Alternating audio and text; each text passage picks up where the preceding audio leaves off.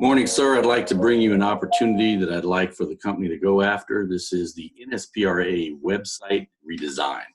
Now, you've probably never heard of them before, but the National Society of Pershing Rifles Military Fraternity was started in 1894 on the campus of the University of Nebraska by then First Lieutenant John Pershing, later to become the General of the Armies during World War I.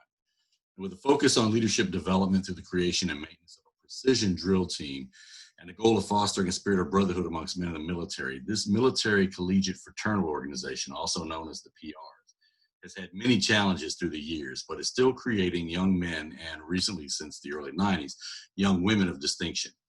One of the challenges that has faced the organization for many years has been the organization and mobilization of those graduate PRs. Now, unlike other college fraternities where many members may stay in the state or in the area, inherent in the creation of a PR is the expectation that upon graduation from college, they will go away and do great military things. This geographic dispersion has in the past made it difficult for a national organizational framework to thrive or excel. With the inception of the organizational level of the Pershing Rifles Group in the late 2000s, a national website encompassing graduates as well as undergraduates began. The National Society of Pershing Rifles Alumni Association, or NSPRAA, has a website as a part of the PRG site. However, the current administration of the NSPRAA believes, based on feedback from its membership, that the current implementation of the website is inadequate. It's the desire of the current NSPRAA president that the website undergo a revision and become more membership-oriented. Some of the initial requirements indicate that in addition to the public-facing informational sections they would also need a members-only section with the capability of managing their membership. So we'll need to build them an application with a database that allows members to create profiles and pay for events or membership fees. And they're going to need the capability to create events that are viewable on a calendar for either the general public or by their members in the members-only section. They're also looking for integration with their existing communications platforms, Facebook, LinkedIn, Twitter, and Instagram. And so far, they've got two committees that have a need for workflow support to be built into the site.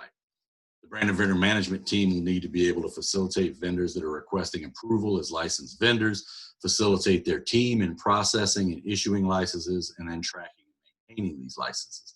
So another database and a application to go with it. And the Heritage Committee will need similar functionality. They're going to need to facilitate submissions of notable PRs for consideration as a distinguished PR to be added to their heritage list. And they're also going to need to facilitate the team revising and approving these submissions and then adding them to the list, which of course is going to be on the public-facing side of the site. Also, we can leverage our partnership with the General Assembly to provide some UX design input to make the user experience favorable. I know that was one of their desires, is hoping that having a better website might transition some folks into becoming a paid member. Now, I believe our company should go after this project because it is squarely in our wheelhouse. In the applications we build for the government, we do stellar work in web development. And while this project may not be as big as some of the others that we do, we'll be running some numbers in the next week if this is green lighted to figure out and show you that it's going to be worth our time. And as far as time goes, I believe we should be able to complete this within 3 to 4 months, but we're still working on the initial phase of putting together our ROM. So if we get green lighted, we'll have some firmer estimates on that. I don't think we'll have a problem with winning the work from the customer, as I am a member of the fraternity, and I know those who want the website revised. So they're looking for people with the skill, but they would prefer that these people be members. And while the entire team are not members, I am a member. And with my experience, I've been building websites since 1998. I've been managing projects while in the military and working with this company as a project manager since 2011, working on both the ATARS program, and I was the program manager for the VA CRISP program. So coupled with my status as a member and this experience and my knowledge of the organization, we're going to have a plus that other companies don't have.